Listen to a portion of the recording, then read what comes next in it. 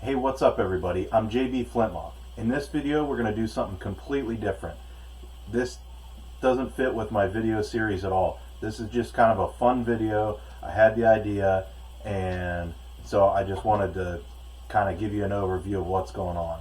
So I have with me a gun that I built about 2 years ago. It's a 40 caliber and I'm going to show it to you now. And I'm going to show you what it looks like now. And then at the end of this video, I'm going to reveal what it looks like. So I've got this crazy idea in my head that I like ugly guns. And so I built this one, and to be quite honest, it just wasn't ugly enough. So I want to refinish it and make it even uglier, but make it unique in the same sense. So let's take a look at it.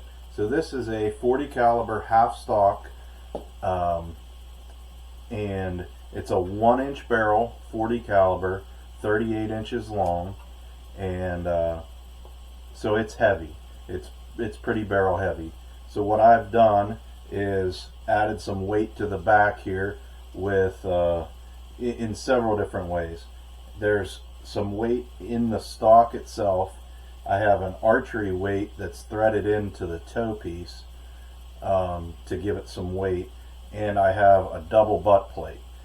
The reason for the double butt plate is I didn't like the angle of this pre-cut stock, so I welded on another butt plate to the angle that I preferred.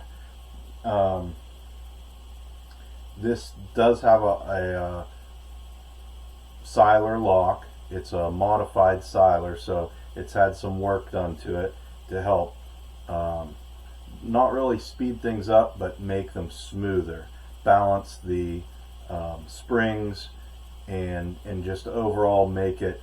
It is slightly faster than your average off-the-shelf Siler lock, but it also is very, very smooth. Has a set of Thompson Center Contender sights. These are the sights that I prefer. So these are finger adjustable for elevation and windage. I showed what these look like in my sights videos. If you haven't seen those, I encourage you to go back and do that. So this was a pre-carved stock that I started with, dyed it ebony and made it really dark, and then put a nice glossy type finish on it. I don't really like the glossy type finish. That is the main thing that I want to change. So what do I want to change it to? Well, it's going to be one of two things. Here they are. I have two colors that I picked out of teal type color, and I'm going to do it with the help of some school glue, and I'm going to do crackle paint. So I've seen on like places like Pinterest where you can antique things using school glue and paint, and it'll give you a crackling effect. So I've never seen a gun done with it, and I decided that why not give it a shot. So I have two colors picked out. I got samples made up. I also have a little bit of sand here.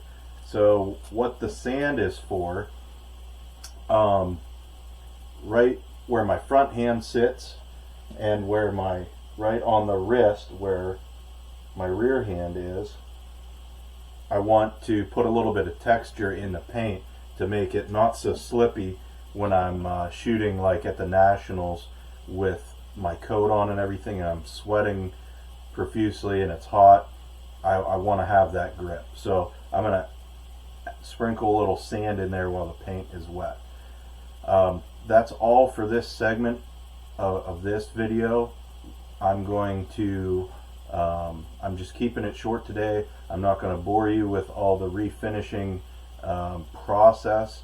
There's no need to show all that. Basically what I'm going to do is come back to you and reveal what the final product looks like, and you can comment below what you think. So I know it's kind of a wild idea, but I thought it'd be a fun thing to do. So anyhow, I'll check back with you in a little bit. All right. Alright guys, so it's been about 12 hours or so, and I got the final product. I got the gun put back together, and we're going to see what she looks like. So it's uglier than what I thought, but it's a good ugly. So there we go. So it's bright blue turquoise crackle paint. So let me spin it around here. Got the texture of the sand right here where my hands go when I shoot offhand. And yeah, so everything's back together. I just have one final touch. I have to put some gunsmith tape on it. So I'm going to throw it back in the vise here. And we're going to put some gunsmith tape around it. That's what holds the barrel in this gun. So I have it acrid glassed in the barrel channel, and then I just hold my barrel in with some fancy tape.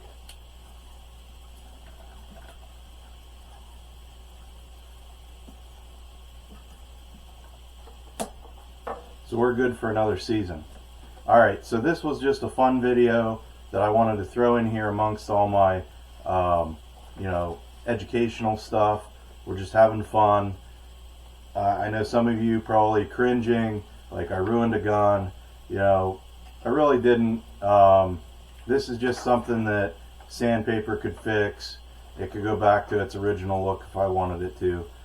Just having some fun here. So anyhow, if you like it, give me a thumbs up, comment below, or hit me up on my website. Anyhow, thanks and safe shooting.